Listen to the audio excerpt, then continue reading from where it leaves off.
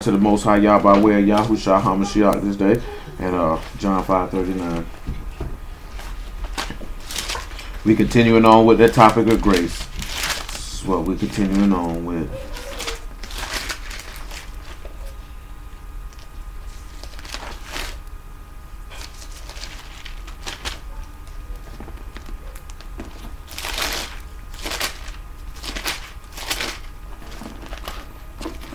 Search the scriptures, for in them you think you have eternal life, and they are they which testify of me, and you will not come to me that you might have life. I receive not honor from men, but I know you, that you have not the love of Elohim in you. I come in my Abba's name, and you receive me not. If another shall come in his own name, him you will receive. Sit down. How can you believe which receive honor one of another, and seek not the honor that comes from Elohim only? Let's go back to Exodus 33. Last week, we looked at the story of Job to see, was there justification by faith or justification by the law? We see that Job was condemned by Yahuwah himself and by Elihu, the young man, because he sought to justify himself rather than justify Elohim. See, people sit back and look at it as that the law is what causes you to be accepted by Elohim. And it's always fun, because I put it to you like this here. People hear what they want to hear in conversation. Case in point, I had this conversation earlier today. A gentleman asked me about, is it acceptable for you to drink alcohol? I told him, you can drink alcohol all you want. I say, we don't drink alcohol because we don't know what his standard of being drunk is. Because we don't know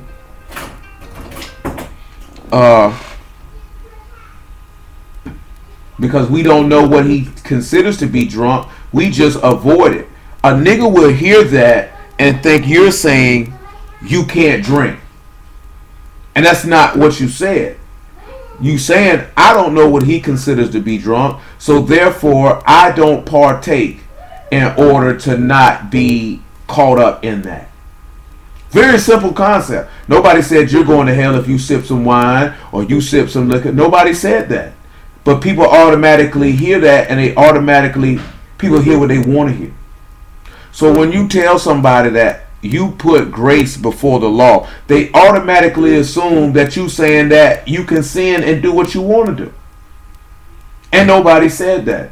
They're saying that I know that my justification will come through my faith in Elohim and not my obedience to the law. I'm telling you that one concept trumps the other. Therefore, I lean on the greater than the lesser of the two. That does not make the lesser of the two inept or null and void. This is common. I don't understand how people don't see that. I mean, it's very simple if people just sit back and they listen. We will look at about verse 14 again in Exodus 33.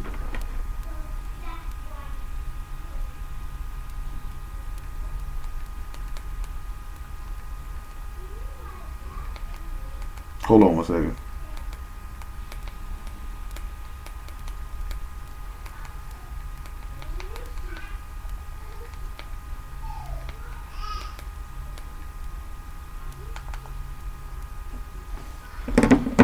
And he said, my presence shall go with thee, and I will give thee rest. So notice he says, his presence will go with you. And he said unto him, if thy presence go not with me, carry us not up hence. For wherein shall it be known here that I and thy people have found favor or con in thy sight? Is it not that thou go with us? So shall we be separated, I and thy people, from all the people that are upon the face of their racks. So listen, what do we take from this? We know that the con is the separated seed. He pretty much just said, if his grace be with us and he go with us, this will cause us to be separated. This will cause us to be a different seed from amongst the nations that we're around. But he also said, if his presence go with thee, it will give you rest. So the first thing that we'll need to do is we will need to go to Matthew chapter 11 and verse 25. That's the first thing we're going to need to do. Also, Most High willing, we'll deal with the quickening and also other things that pertain to grace. Because also when you see the word gracious, it's kanan, which means to show pity or favor or accept. That's the difference between con, because con doesn't have to show pity. And it still spells out to the kot and the noon, and it's still a separated seed. So when we actually look in the law and we see that he showed mercy upon those who keep his covenant, if you keep his covenant, that will cause you, the new covenant specifically, that will cause you to be a separated seed. Therefore, he will show pity upon you. He will have mercy on you because you would have sanctified yourself through the faith of Yahushua and became a son of Elohim. I just talked with a young man about this the other day too. And I've told y'all this before. A lot of Hebrews feel like you can get the Ruach from keeping the law. The text does not say that. It doesn't say that. It can only be received by the hearing of faith. So it's a lot of brothers and sisters who would have kept this law and they're going to go to hell. Because this Ruach of Mashiach is not in them. Therefore, they do not belong to him. That is a very, very... what is the proper word that I want to use for that? That is a very mystifying proposition for numerous people. Because at that point, if you tell them that, again, they're going to hear what they want to hear. So they're going to hear that the law is invalid for them. I remember there's a lot of people that used to be amongst us, and this is no shot, no disrespect to none of them. Just a genuine response to the question that they asked then. It's the same answer that I gave them then personally. What does it take to get the Spirit? What do you have to do? How long does it take? And the receiving of the Ruach only comes through one thing, and that is faith. And if your faith is not on point, then you will never receive it. See, because you keep some laws does not necessarily mean that you believe. Because you remember in the parable of the sower, he said they didn't have any root in them. So when persecution or tribulation arose because of the word, by and by they were offended.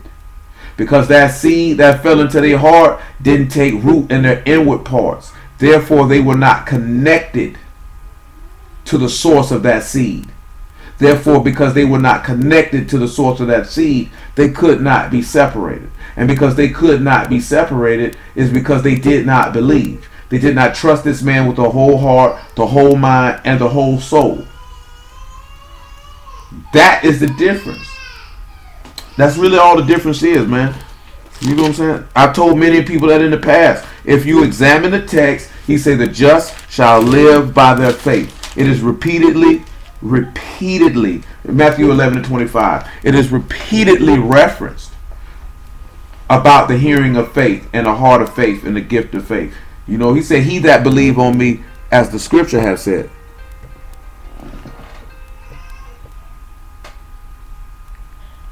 He that believe on me, as the scripture have said. So that's where that faith come in at.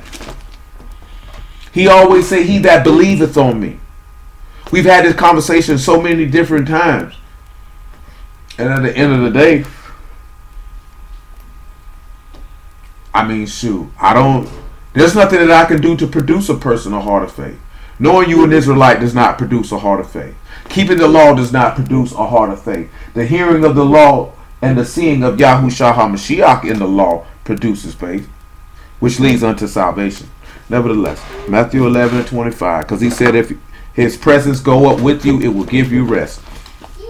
And at that time Yahushua answered and said, I thank thee, O Abba, master of Shamahim and Arats, because thou hast hid these things from the wise and prudent, and revealed them unto babes. Even so, Abba, for it seemed good in thy sight. All things are delivered unto me of my Abba, and no man know the Son but the Abba, neither any man Abba save the Son, and to whomsoever the Son will reveal him. Come unto me, all ye that labor and are heavy laden, and I will give you rest. Take my yoke upon you. Hold on, because I had something that I was looking at the other day. He said, take his yoke upon you. Hold on. And learn of me. Listen what he said. When you take that yoke on him, he said to learn of him. For I am meek and lowly in heart, and you shall find rest unto your souls. For my yoke is easy, and my burden is light.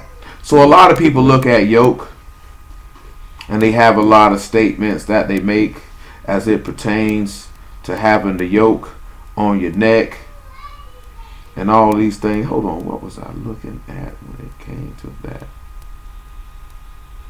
Let's go to Lamentations chapter 1 and verse 14 real quick. We'll pull the Hebrew word up for yoke.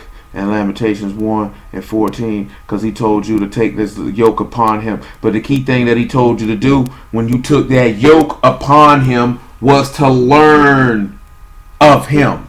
That is the first thing he said once you took that yoke on him. We'll back that up to probably about verse 10, I would say. Lamentations chapter 1 and verse 10 says, the adversary have spread out his hand upon all her pleasant things, for she hath seen that the heathen entered into her sanctuary, whom thou did command that they should not enter into thy congregation. All her people sigh, they seek bread. They have given their pleasant things for meat to relieve the soul. See, O Yahuwah, and consider, for I have become vile. It is nothing to you. All ye that pass by, behold, and see if there be any sorrow like unto my sorrow, which is done unto me, wherewith Yahuwah have afflicted me in the day of his fierce anger. Y'all know they looked upon that man and mocked him. Listen to what he said. All of y'all is there. Remember, he said he was exceedingly sorrowful, even unto death. Because he had, this is a key thing that caused people to, how else can Yahuwah be gracious unto you and have pity upon you unless you be afflicted and suffer? This is the stuff that people want to avoid. The affliction, the suffer. I'm going to get to it in a minute because we done dealt with it before. Let me just pump my brake for a moment. From above he hath sent fire into my bones, and it prevailed against them. He hath spread a net for my feet. He hath turned me back. He hath made me desolate and faint all the day. The yoke of my transgressions is bound up by his hand. They are wreathed and come up upon my neck. He hath made my strength to fall. Yahuwah have delivered me into their hands, for whom I am not able to rise up. When we look at the yoke of his transgression, because he told you to take his yoke upon him. That word yoke in this particular, it's the word ole. It is something that imposed upon the neck, literally or figuratively. Now, I'm trying to think of what it said about that oxen in Psalms. That's in my head too. But also another word for yoke that can be used is a law, and that's to act severely or deal with severely or make a fool of someone. Also to be severely dealt with, to practice practices, to thrust forth or to act or play the child, to insert, thrust in, or thrust upon. So also we can sit back and we look at one of the places where this could be used is practice. So when he tell you to sit back and he says to take my yoke upon you, or to practice and learn of him. Now that makes it very more interesting when we look at another word come of that. But we also going to look at the yoke of his transgression is bound by his hand. So in this instance, we have to look at somebody who's being dealt with a little harshly. So before we can deal with that a little harshly, for his presence to go with you to give you rest, we need to look at a statement that Mashiach made in the 15th chapter of John. Before we look at the 15th chapter of John, let's look at the 14th chapter of Acts and about the 20th verse. Because that's what we're going to get to when we deal with the favor and the acceptance. And I'm going to lead to something else when it pertains to favor and acceptance. So bear with me in regards to that as well.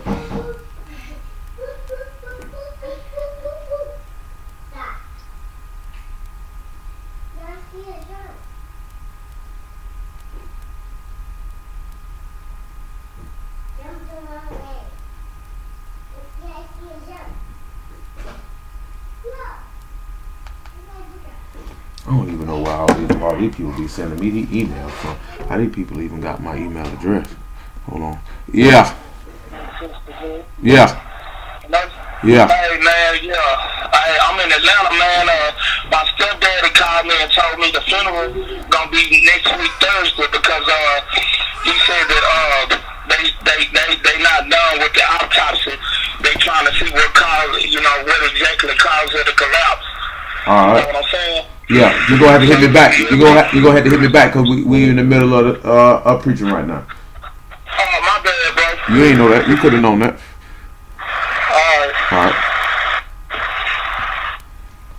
All right, y'all. Acts 14 and 20. Make it 19.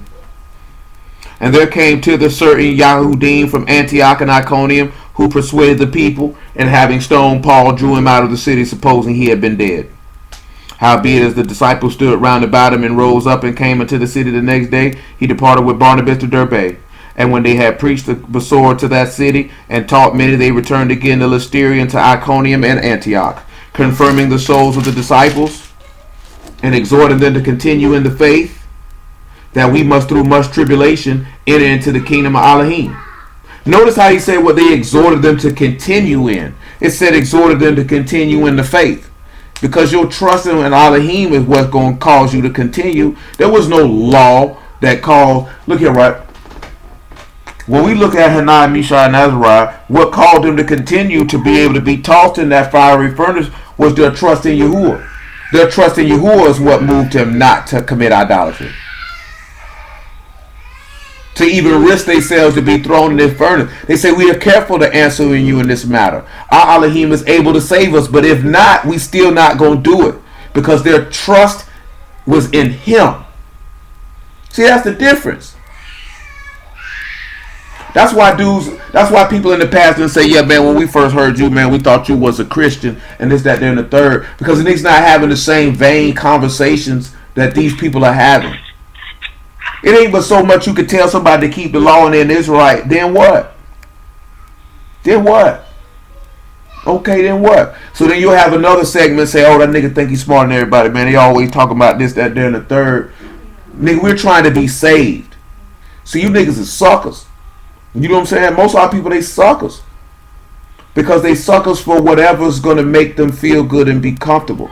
But he told them to continue in the faith because through much tribulation, you going to enter into the kingdom of Elohim means you're going to have a lot of trouble. See, hold on. Before we look at John chapter 15. John chapter 16 and verse 30.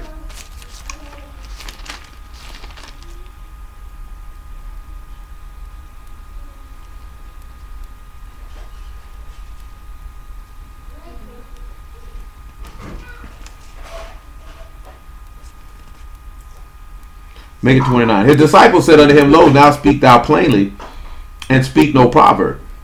Now we are sure that thou know all things, and need not that any man should ask thee. By this we believe that thou came forth from Elohim. Yahushua answered them, Do you now believe?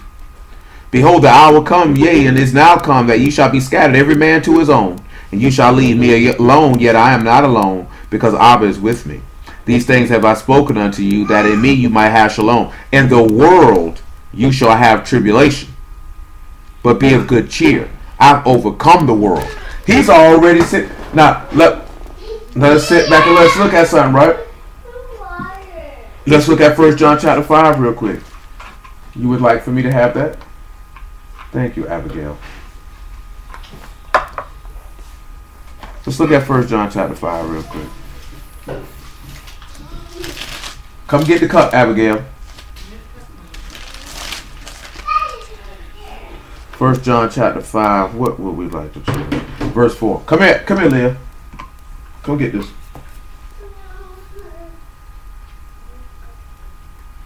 Well, we'll look at verse 1. Where are your shoes? They at where they be, and they be where they're at. Thank you, Abigail. Whosoever believe, listen what he said. Whosoever believe that Yahushua is the Mashiach is born of Elohim. See, a lot of people say they believe, but we know it is he that believe, as the scripture have said. He said to take that yoke upon him, upon you, and learn of him. So the only way that you can believe on him is that you learn of him. When you learn of him, then you can be accepted of Elohim, because we know that from my apologies. We talked about it, but we're going to look at it. Because we'll look at that Job as a representation of Yahushua in grace, because Job was the one who was accepted to be able to cause transgressors to be accepted, who were not justified by the works of the law, but justified by grace. Because we understand that grace is favor, pity, and acceptance. We have to stop looking at grace in a contemporary term that we always look at it in. We know that word is khan. That word means to have favor, to be accepted, or to show pity or mercy upon. That's what it means. If you understand that that's what it means, then all these conversations that these niggas have versus grace versus the law is irrelevant, and it's no longer even an issue to argue or debate. That's why Paul says, shall we sin that grace may abound? Should we sin because Yah has had mercy on us? No. He said Elohim said no. No. No, mercy does not give me a license to flaunt that mercy. Period. You can see the example of grace and acceptance with the woman with adultery in the book of John. They caught her having adultery. He said, I don't condemn you. That's grace. There was no mercy with Moses. That's what these niggas don't realize. It wasn't no mercy with Moses. If you sin, you had to die. Period. They caught that man picking up sticks on the Sabbath. He died. That nigga was blaspheming in the camp. He died. Them niggas worship idols. They died. They asked for meat. They died. There was no mercy for them. I don't see this is not a difficult. This stuff is very, very simple. These niggas know all this Hebrew. Why they ain't talking about that? How are they missing such a very simple concept to look and see what that word means and what it's talking about? It clears all this stuff up. It makes it very, very simple. I'm talking about these babies in here could get it. Nevertheless, whosoever believe that Yahushua is the Mashiach is born of Elohim. Everyone that love him, that begat, love him, also that is begotten of him. By this we know that we love the children of Elohim when we love Elohim and keep his commandments. For this is the love of Elohim, that we keep his commandments. And his commandments are not grievous. But look what he said now. For whatsoever is born of Elohim overcome the world. And this is the victory that overcome the world, even our faith.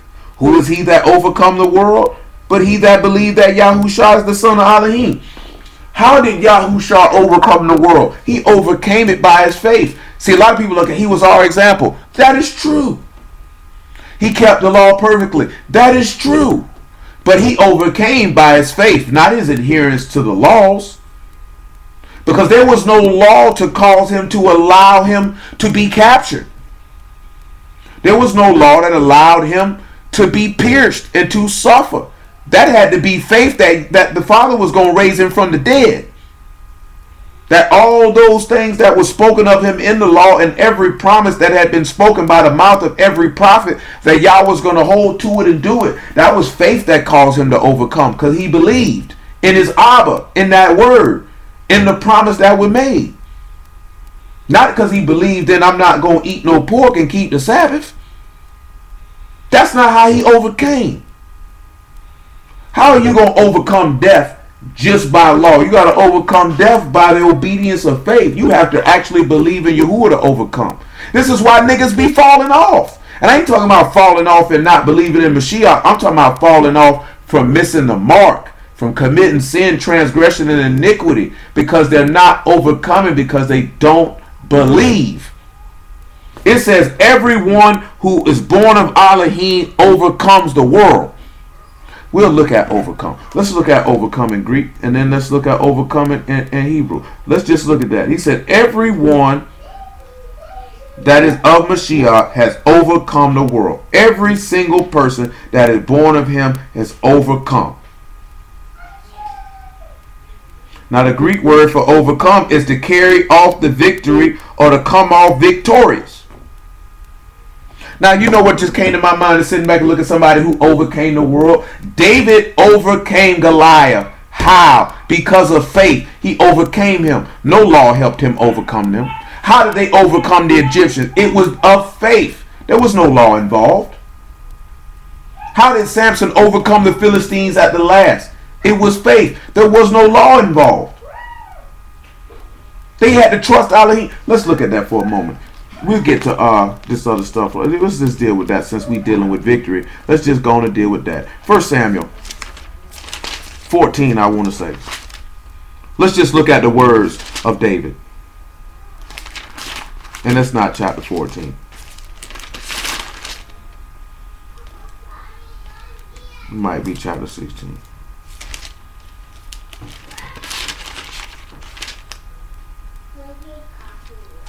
And then we probably have to dig in even more stuff to pull that out. Hold on. No, wrong chapter. Definitely wrong chapter. Gotta find the right chapter. Just escaping my brain. But I sure hope this nail come off soon. This junk looking nasty and natural by the day. Blood leaving out though.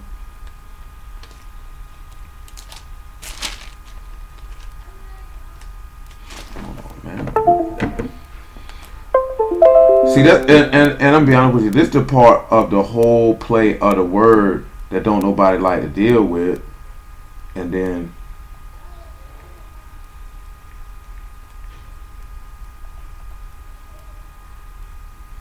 they like the 1 Samuel 17. And then they want to make it seem like this here. Cause, nigga love that law. But just like we looked at, ain't nothing wrong with loving the law. Because the law is just and upright all the way around the board. But the reason why dudes like to hold it, because they want the justification from themselves. They don't want Elohim to justify them. They don't want to actually have to trust him. They don't want to actually have to lean on him and say that he showed me mercy. See, they don't want that. Because then they could boast. And not only boast in the eyesight of men, in the eyesight of Elohim, but also the men. That's rough to boast in front of Elohim like you that dude, and you wicked in real life. Verse 12 of 1 Samuel 17.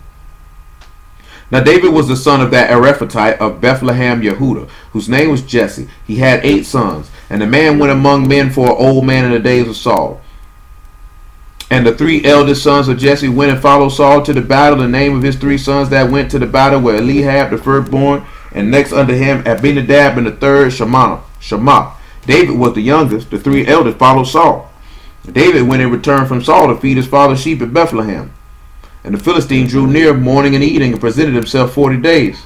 Jesse said unto David his son, Take now for thy brethren the ephah of parched corn, these 10 loaves, and run to the camp to thy brethren. And carry these 10 cheeses unto the captain of the 1,000, and look how thy brethren fare, and take their pledge.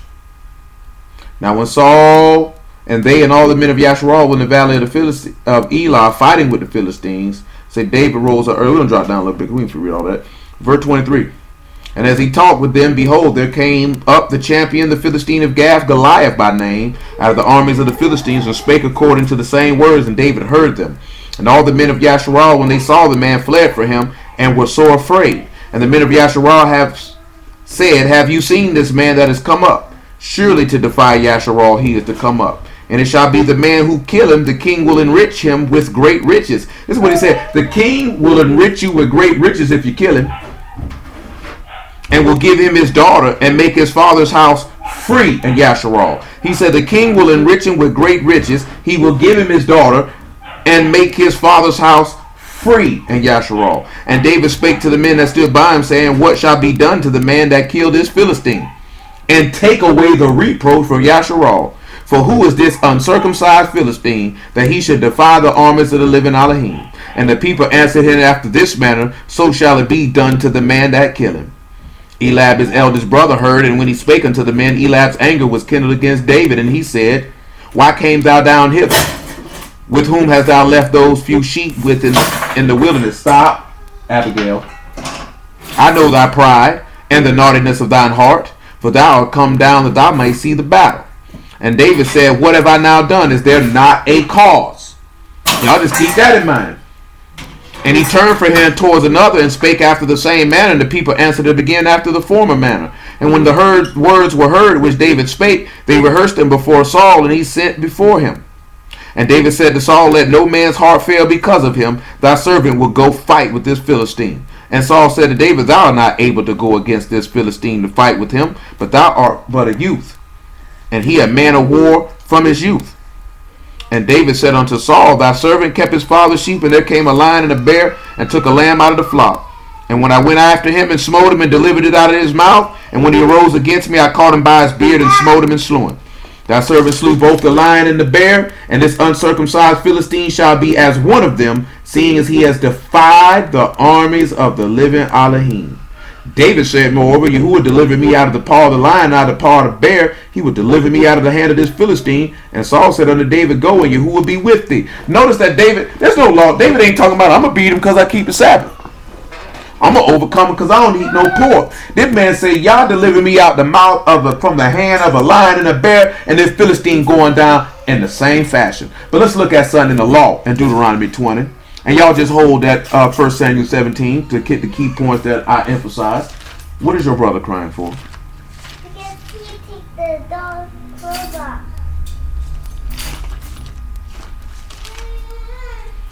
Deuteronomy chapter 20. And verse, let's just do verse 1.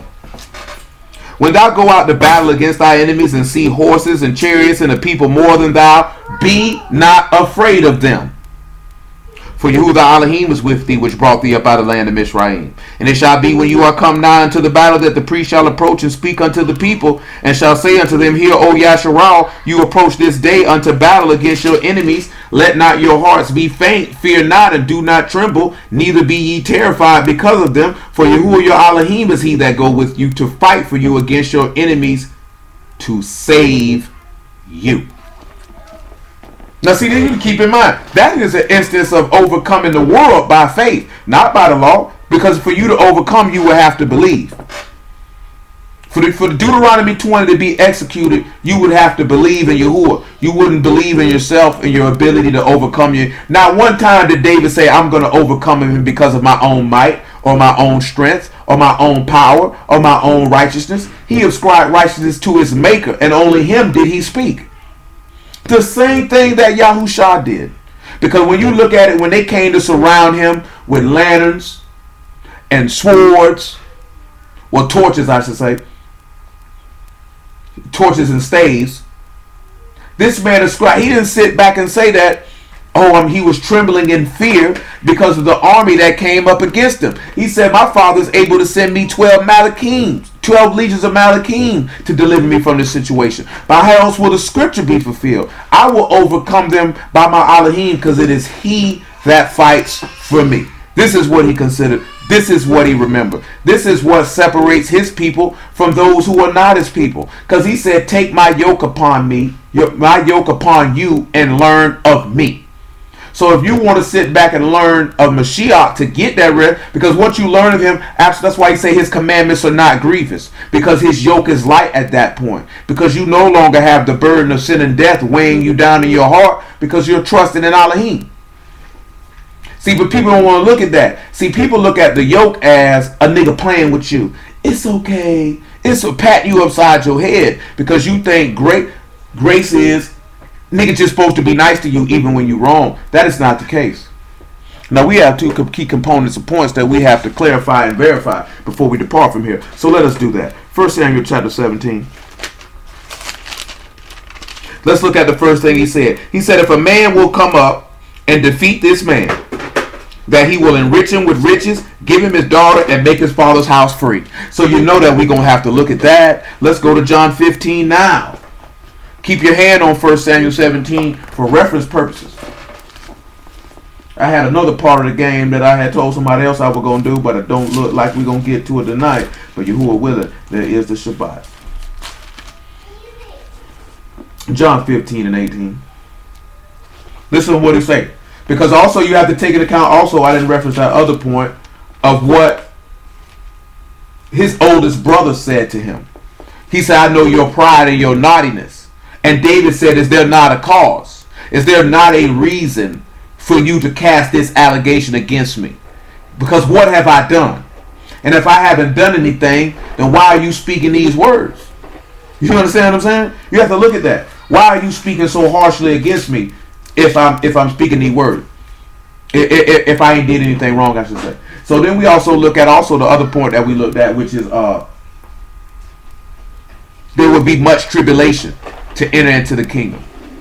We were going through much tribulation with the Philistines.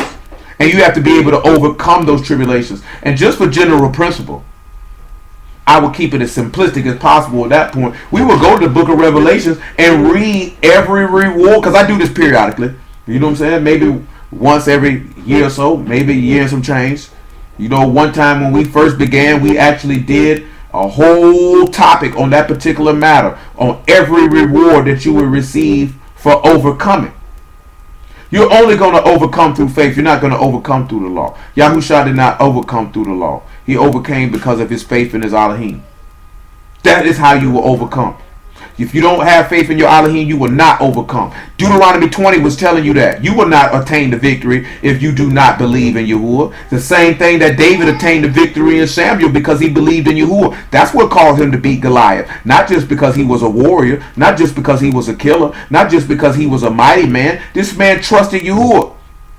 If you pay attention to the text, he never justified himself once. He never mentioned himself once. He said, Yahuwah delivered me from the paw of a lion and a bear. He didn't say, I delivered myself. He didn't say, I defeated the bear. He didn't justify himself by his works. He justified himself by his Elohim. It's right there in the story. This is a very, very simple concept to understand. Ascribe greatness to your maker like Deuteronomy 32 instructed you to, and your soul will be saved. How do niggas miss this? I don't understand.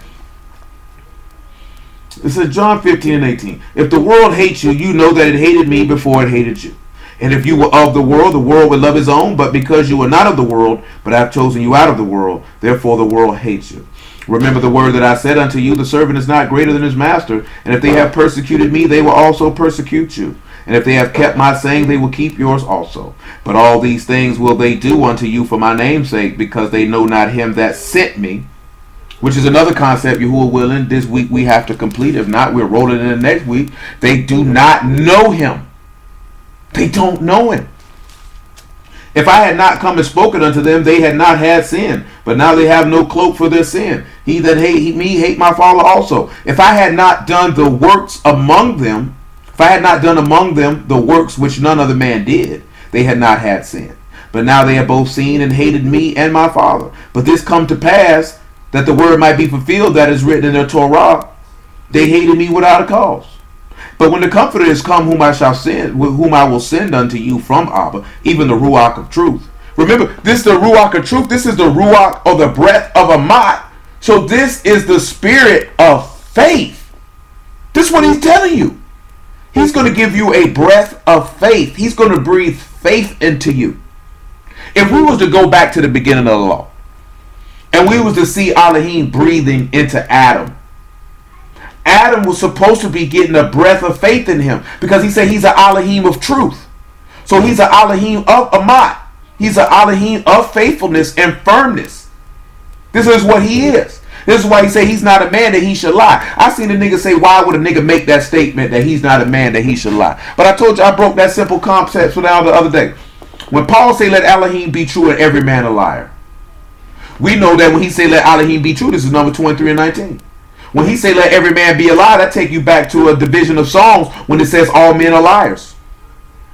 So when he say if the truth of Elohim abound more unto my lie, why am I judged the sinner? Because the text already says that all men are liars. He wasn't doing nothing but saying what was already written. But if these niggas knew the book, they would already know that he was spitting book out of his mouth and weaving and relating that passage of Psalms to himself. Let me pull that passage of Psalms for y'all for your own clarity's sake, because I don't want y'all to just think I just pulled that out my butthole. Let me find that real quick, like, man. What is that? I think it's Psalm 71. It said in my haste that all men are liars. That's what the verse say, but it's definitely not in Psalm 71. Give me 1 second, y'all, because I got to have y'all have that so you can read that on your own time. So when we go to pull that up and we go to it, you will already be ready and prepared for that. If people knew the word like they supposed to, and that is Psalms 116 and 11. My apologies. He said I was greatly afflicted. I said in that's verse 11. I said in my haste, all men are liars. So when we swing around here to, like I said, Romans chapter 3, and we read verse 4, and it says, Elohim forbid, let Elohim be true, but every man a liar. And you drop down to verse 7, if the truth of Elohim have abounded through my lie under his esteem, why yet am I also judged a sinner? He just quoting the text. Because the text has already said that all men are liars. And Elohim is not a man that he should lie. So he's making a separation between himself and men. Because men are not necessary. He say all men proclaim their goodness, but a faithful man who can find? This is what the book of Proverbs say. He said, I searched for one amongst them. He said, I searched among 1,000 and only found one. One faithful man. And that man was Yahushua HaMashiach. He said, a faithful man who can find? Who can find it? That's why he told you to take his yoke upon you so you could learn of him. That he's meek and lowly in heart.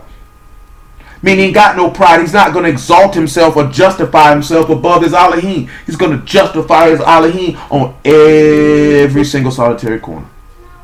Stuff is not hard to understand. In verse 27, he shall also bear witness because you have been with me from the beginning. So when we look at this ruach of favor, of truth, I should say, which is the same thing that the favor or acceptance which will give you rest, that he go with you. Now, what did he say he did if he had not done the work that no other man did? No other man during the time of David took down Goliath. Nobody could do it. He said whoever could take this man down would inherit the riches, would get his daughter, and cause all of Yasharal to go free. Look at that. Whoever can overcome or attain this victory, I will allow him to inherit riches, allow Yasharal to go free, and to take my daughter, as his wife. Those are strong words. Strong promises too. We looked at one of those promises to a certain extent last week when we looked at 2 Corinthians chapter 8 and verse 9. He said through his poverty, you know that he was made rich. That we were made rich through the richness of Mashiach. Mashiach forsook his riches, humbled himself, and became a man. You know Philippians 2 and 7, 2 and 8. He humbled himself. It behooved him to be made like unto his brethren. He came and did the work that no other man did. He slayed Goliath. No other man slayed Goliath. Who slayed Goliath before he came? Who slayed the man who was tormenting Yasharal? Nobody did. One man came and did it. One man came and did it. Nobody else could do it. What may I do for you, Leah? We're looking for the blanket and the pajamas. I still lost this blanket and his pajamas. You ain't lose that blanket. That blanket in here somewhere. Now, let's look at which direction do we want to take for that. Well, let's go ahead and look at well, we look at Revelation chapter 3. Mashiach say he counseled you to buy gold of him in the fire, that you might be made rich. Because riches and honor rest with the king. Oh, that's what it was. Psalm 69. That's what it was. Psalm 69. That's what it was.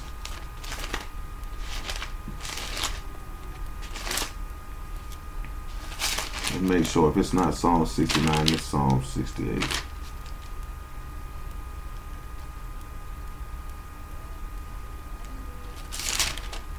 No, that ain't it either. Ain't what that junk at.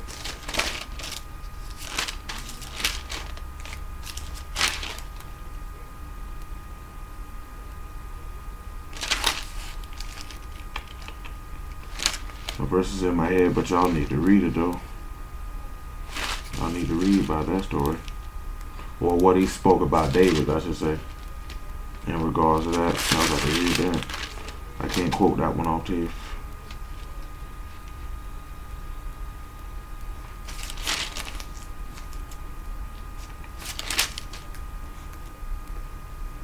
Hold on, man.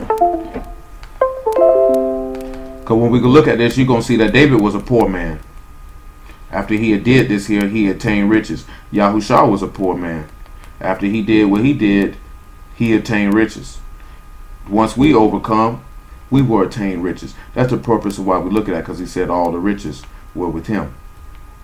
Well, the riches will be with him who overcomes, which will make what we look at in Revelation a little bit more relevant when we get to that particular point. And that's Psalm 78 that we need. Psalm 78.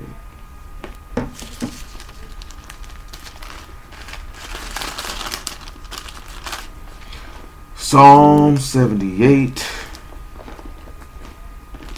and verse 70. Psalm 78 and 70. It says, he chose David also his servant and took him from the sheepfolds, from following ewes great with young, and brought him to feed Jacob his people and Yasharal his inheritance. So he fed them according to the integrity of his heart and guided them by the skillfulness of his hands. So we know that if anybody's leading sheep, they're not a wealthy individual. They don't have riches. David came and did the work that no other man did, which was overcome Goliath. which allows him to inherit riches. We just read in John chapter 15 that Mashiach said he came to do the work that no other man did, which was to overcome the adversary or to overcome death, so that you can inherit great riches. That's why he told you he counseled you to buy of him gold tried in the fire. See, we don't want the riches of Elohim because we'll have to give up the things of this life to be able to attain it, to be able to overcome and get that victory. You have see. Let's look at something, right? Let's look at Hebrews 11 real quick.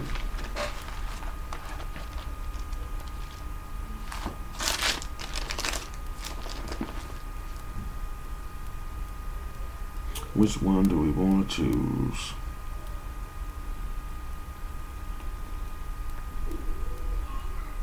Hebrews 11 and verse 23 is what we will want to choose.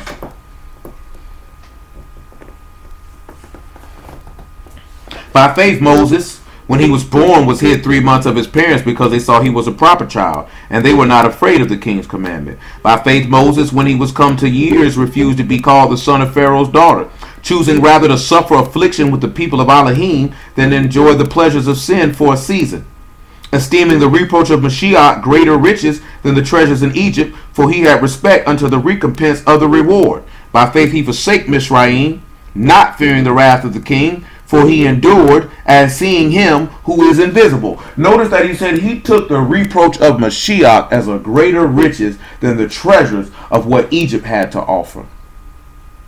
This is why he said, right? This is why Mashiach sat back and he sat back in the rich man. He didn't want to give up the goods that he had because he valued the treasures of this life greater than the reproach of Mashiach or the dishonor of Mashiach, or to be dishonored for his name's sake. Because people will speak evil of you. They will persecute you. They will afflict you. And you will go through tribulation, which we've already established that you have to go through in order to enter into the kingdom of Elohim. Because if you could go through that and endure that, then Elohim will go with you. And if he goes with you, then his mercy and his pity is upon you, which would mean his Khan is with you, which means you are a separated seed. Because he said if you were of the world would love you because the world loves its own.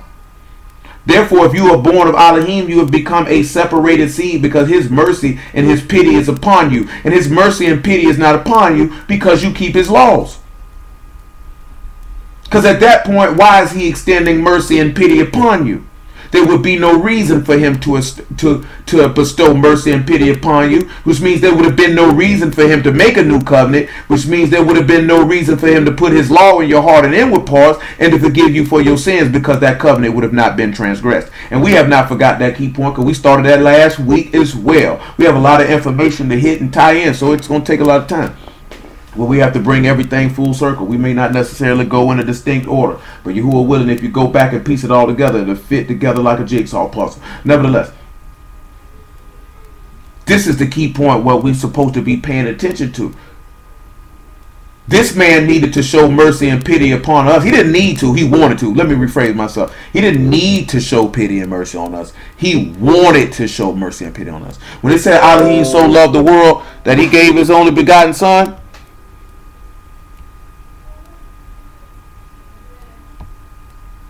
it's because of his mercy and his grace, his pity, his favor. He didn't have to do that. So then we find out, we Israel, and you find out you're supposed to keep these laws. That's why you thrust them first and throw them in people's face. Because in actuality and reality, you are rejecting his mercy. You are rejecting his forgiveness. You are rejecting his pity. And you feel like that he owes that unto you. And therefore you feel like that you have a license to live any kind of way while condemning anybody who does not believe or walk in the way that you walk. Now some people say, well, you do the same thing. We just condemn what is wrong according to the text. I don't care what you believe. Do you know what I'm saying? To be quite honest and quite personal, I really don't care what you believe. Do you know what I'm saying? You can believe whatever you want to believe. The book says what it says. Your behavior has to line with the book just as well as mine does. There's nothing personal. See, that's what's wrong with people. So people are so mentally and emotionally weak that they take everything personally. You're not that important to take everything personally. You know what I'm saying? That's what's wrong with people. They think they're that important. You're not that important for every statement that is made to you to take it personal. Straight up and down. You're not that important. See, people don't see, but sometimes people can't sit back and look at it. The master said, I'm about my Father's business. That means the disseminating of the word is business. It's not personal. But niggas take it personal because they getting cut in their inward parts with their own lack of faith or with their own misdeeds and wicked actions. You know what I'm saying? It's not personal. It's business. If you deal in the business world, it is never personal. It's business. And that seems to be cold. Because when it comes to the word Yahuwah, people want to interject emotions into it. And emotions are not involved with it. Only thing involved with this man's word is action and faith. Faith and action, to be truth be told. And that's it. That's all that's involved. Because love is an action. But you know what I'm saying? But we want love that stokes and moves emotion. Because I want to feel love. Somebody could love you according to the love of Elohim, and you will reject it because it's not how you want to be loved or how you define love. And we try to define the love of Elohim according to fleshly and carnal and manly machinations, and that's just not the way to go. So we know that David achieved great riches, just like we know Mashiach achieved great riches, because we know Mashiach did the same thing that Moses did. He forsook the riches of the world when Hashatan, we talked about this 2 weeks ago, when Hashatan offered it to him, rather than to take on that reproach of being a fool and to be humbled down and to be beaten in order to receive the riches from Elohim for doing the work that no other man did. We know in Jeremiah chapter 6 and verse 2, it said he likened the daughter of Zion to a delicate, comely woman.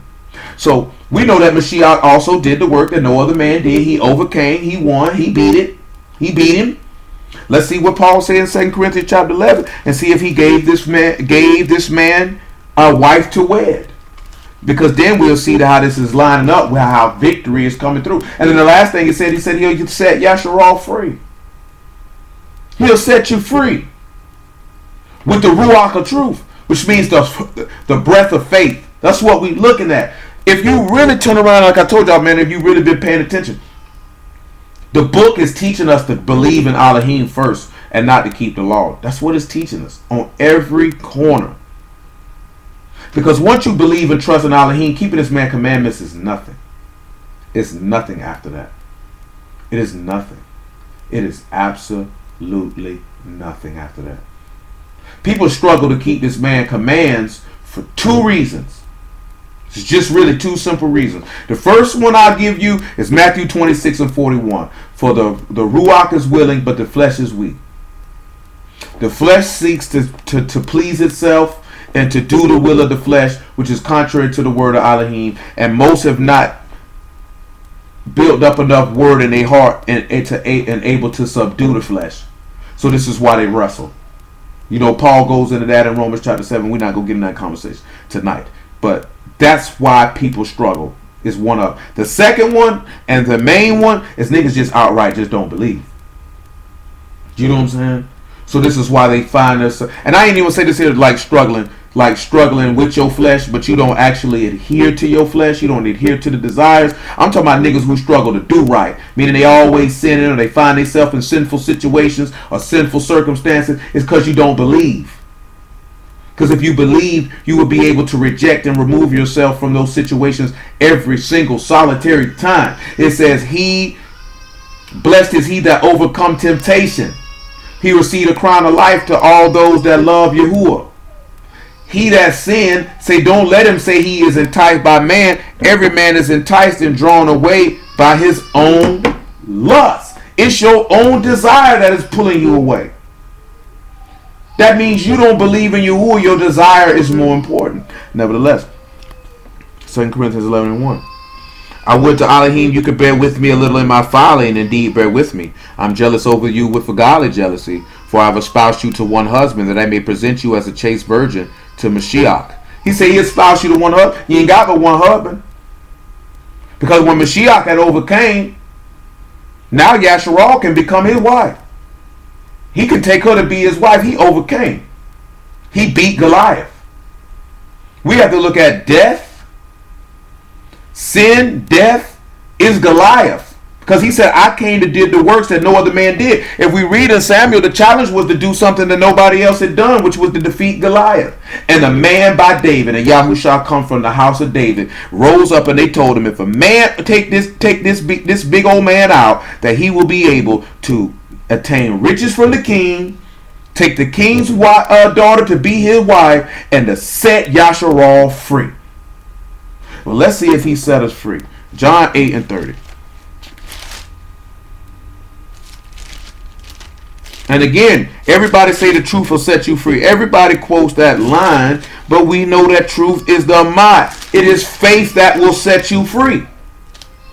Not the law that will set you. Everybody say the law is the truth. See, the law will set you free. He said the law is faith, nigga. That's what he said.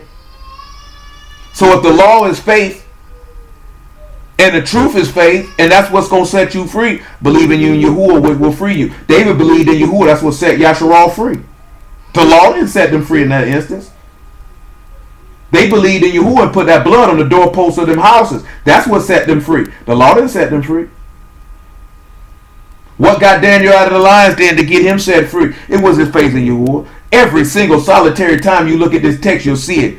Every single solitary time. And the law ain't never set nobody free from no situation or circumstance. What set Yahushua free from the grave? It wasn't the law. It was his belief in Elohim. He said, I know you won't suffer your Kadesh one to see corruption. I know you ain't going to do it. He said, my hope, my flesh rests in hope. That's what it said. I'm going to just read it to you myself real quickly. In Psalm 16, that's what it say. I'm in Job 16, so that ain't going to help us out now, is it? Right here in Job 16, verse 9, therefore my heart is glad, my esteem rejoice, my flesh also rests in hope. Say his flesh rests in hope. And that word hope is ba'ak, and that is securely or in safety, assurance, boldly, confidence, secure. He believed. That had nothing to do with no law. You could have kept the law all day, but if you ain't believe he was going to resurrect you from the dead, you wasn't getting up. How can you get up? How can he do something for you that you didn't even believe in? Because at that point, you're going to justify yourself by the law and not justify yourself by his acceptance, his pity, and his mercy. He's saying here the groanings of his prisoners to set them free from the prison. We got a lot to touch on. I ain't telling you no lie. Because we definitely just touched the surface of the prisoner. We know prisoner is the head is my support. If the head is your support, that takes you back to hope, which means you're secure. You're confident. Who are you confident? Your head. Why are you confident in it? Because he's not a man that he should lie. And that if he said it, he will do it. That's how he overcame. He believed in his Elohim. He said, my father gave me a commandment, what I should say and what I should speak. And I know his commandment is life everlasting. I know that this man's word of promise is forever. Not hard to understand. But will you believe? He said, he that believeth and live in me shall never taste death. Do you believe? That is the question. That's the only way you overcome. I got 13 minutes. And he spake these words, many believed on him. Then said Yahushua to those Yahudim which believed on him, if you continue in my word, then you are my disciples indeed. And you shall know the truth, and the truth shall make you free. You will know the faith, and the faith will set you free. Then they answered him, we be Abraham's seed. We were never in bondage to any man. How say thou, ye shall be made free? Yahushua answered, truly, truly, I say unto you, whosoever commits sin is the servant of sin. And the servant abide not in the house forever, but the Son abide forever. If the Son therefore shall make you free, you shall be free indeed. Which takes us back, which we know he quoting the seed of the promise, which is Isaac. Which is the pity, which is the acceptance. Abraham didn't have no heir. Yah had pity on him and gave him an heir, which was Isaac, which is the separated seed, the seed of the promise. That was a seed of faith, not a seed of the law. Yah didn't show mercy on Abraham because of the law. He showed mercy on Abraham because he believed. Two totally different concepts. Let's go over here to John chapter 14. I still got to work the concept of him walking with us. We won't get to acceptance tonight. He said if he go up with us, he'll give us rest. And then we'll go to Hebrews 4. John 14:23. Yahushua answered and said unto him, if a man love me, he will keep my words, and my Abba will love him. And we will come unto him and make our abode with him. He will go up with you, and he will give you rest. But you have to believe. He that love me not, keep not my sayings. The word which you hear is not mine, but Abba which sent me. These things have I spoken unto you, being yet present with you. But the Comforter, which is the Ruach HaKodesh, whom my Father will send in my name, he shall teach you all things, bring all things to your remembrance whatsoever I said unto you. Shalom with you, I leave with you, my shalom I give unto you. Not as the world give I unto you. Let not your heart be troubled, neither let it be afraid. Because remember what we looked at in Exodus, and we good in Samuel. Remember what we just touched on in that one verse in Exodus, and verse 14. He said, my presence shall go with thee, and I will give thee rest. Let's go to Hebrews chapter 4. His presence is the Ruach HaKodesh. If that presence go with you, you have rest, which is why we read that Matthew 11. So you have to take that yoke, or to come under his obedience, and learn of him. When you learn of him, you can believe on him as the scripture have said. When you have believed on him as the scripture have said, then he can give you rest. He said, all you that are heavy laden, lay your burdens down. Put aside the weight and the sin that easily beset you, and run the race with patience, looking to the author and finisher of our faith. Because he said, being encompassed with such a great cloud of witnesses. Witnesses of faith is what he's referring to. See, right now we're trying to get your faith strengthened. If your faith is strengthened, you can overcome all things through Yahushua HaMashiach. If your faith is not existent, you can overcome nothing. Hebrews chapter 4 and verse 1.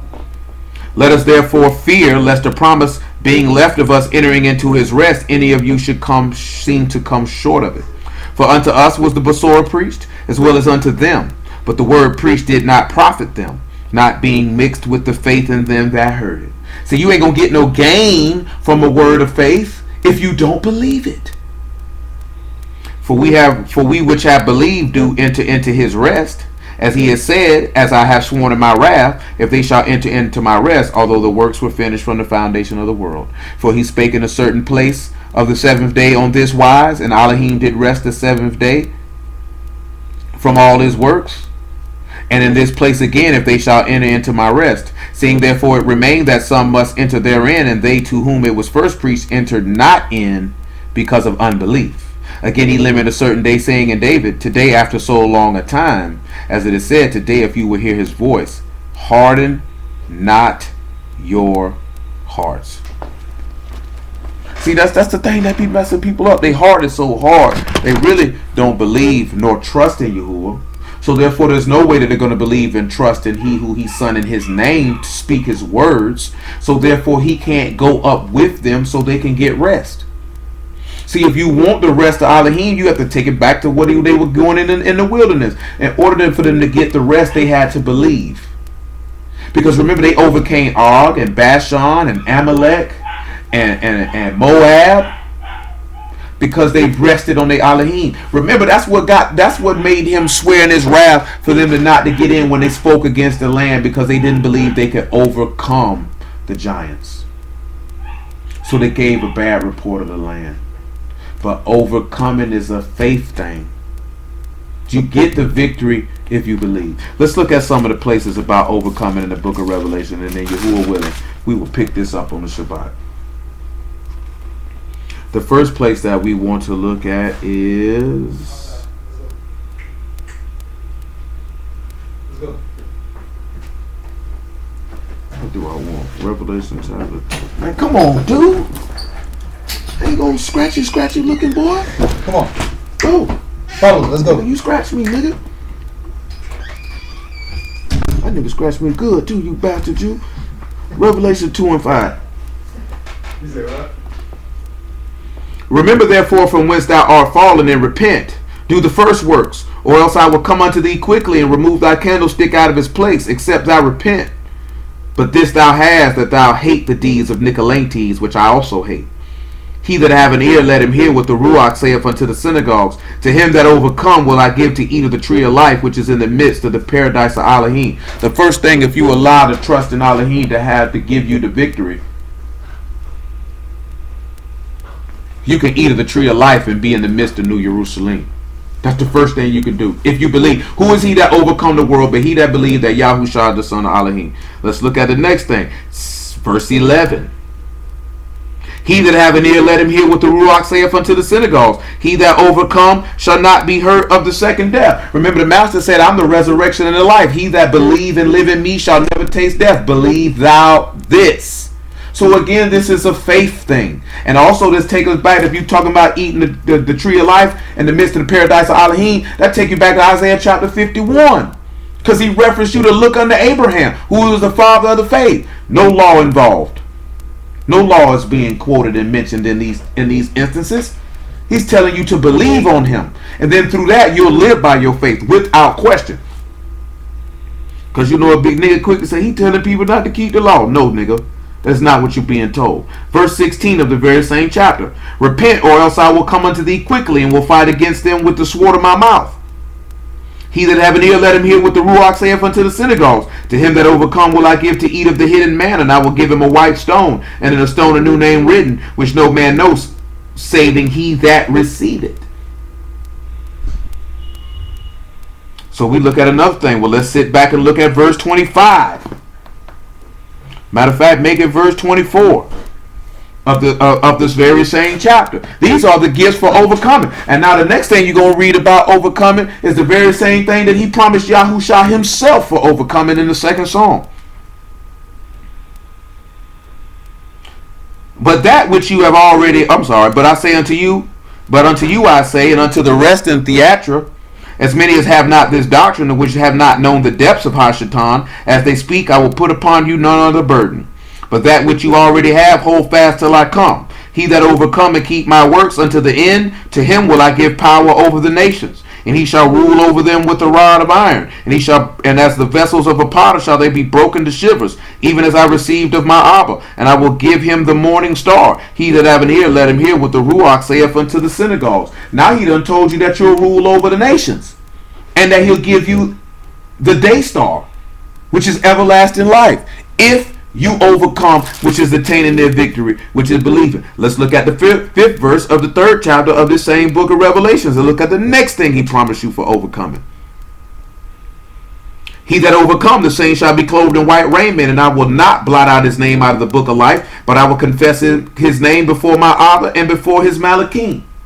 When that right there can take you back to Malachi, the third chapter. He said, all those that believed on you, who had made mention of his name, a book of remembrance was written before him on all those who thought and feared his name. This is faith he's talking about. Let's look at verse 12 of the very same chapter. Him that overcome will I make a pillar in the temple of my Elohim. He shall go no more out. I will write upon him the name of my Elohim, and the name of the city of my Elohim, which is New Jerusalem, which come down out of Shamahim from my Elohim, and I will write upon him my new name. So now the thing for overcoming, what has he promised you? A city, which take us back to Hebrews 11, a pillar in the temple, and to know the name of Elohim. And last and certainly not least, we'll start look here at verse 20 of the very same chapter. Behold, I stand at the door and knock, and if any man hear my voice and open the door, I will come in to him, and I will sup with him, and he with me. To him that overcome will I grant to sit with me in my throne, even as I also overcame, and am sat down with my Abba in his throne. He that have an ear, let him hear what the Ruach saith unto the synagogue. Now he done promised you to sit at his right hand. Remember what he told you in Matthew chapter 20 when they asked, can we sit at your right hand in your kingdom? He said, that's not mine. He said, are you able to drink from the cup that I drink from and be baptized with the baptism I'm baptized with? That's faith. They said, we are able. That ain't got nothing to do with no law. Because that law ain't going to be able to make everybody drink that cup and endure those afflictions and those sufferings. Everybody ain't going to take that furnace of affliction. That law ain't going to bring that out of you. Only faith can produce that. How many men believe to endure all the way to the end? Not many. Romans chapter 7, and we call it a night. Not many, because most of these niggas are high capping and flogging. Without question, no doubt about it, no hesitation, nothing. You know what I'm saying? These niggas don't like to hear it, but it's the truth. 7 and 24, Romans. He said, "O wretched man that I am, who shall deliver me from the body of this death? I thank Elohim through Yahushua HaMashiach our master. So then with the mind I myself saw the Torah Elohim, but with the flesh the law of sin." And that's what we're going to deal with. God willing, as we continue to progress with these topics, to put them all together. Because at the end, Yahushua attained the victory. He attained the victory because he overcame and he did the works that no other man did, as David did the work that no other man did, in order to attain riches, a wife, and to set Yasharal free. And you notice what he said he set you free from: sin and death. So hallelujah for Yahushua in the word. We will stop it right there.